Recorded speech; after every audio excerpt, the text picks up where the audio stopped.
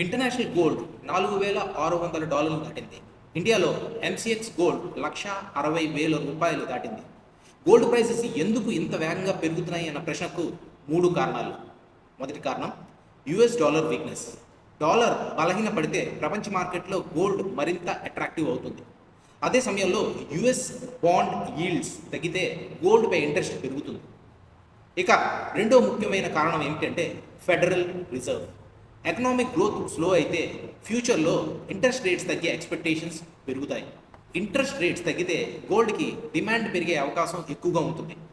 కానీ ఇండియాలో గోల్డ్ ఇంకా వేగంగా ఎందుకు పెరుగుతుంది అన్న ప్రశ్నకు కారణం రూపీ.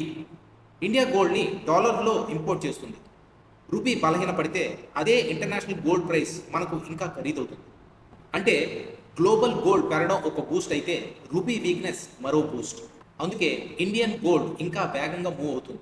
కాబట్టి గోల్డ్ కోసం ఈ 3 చూడండి: డాలర్, యుఎస్డి ఐఎన్ఆర్, సెప్టెంబర్లో ఫెడ్ డెసిషన్.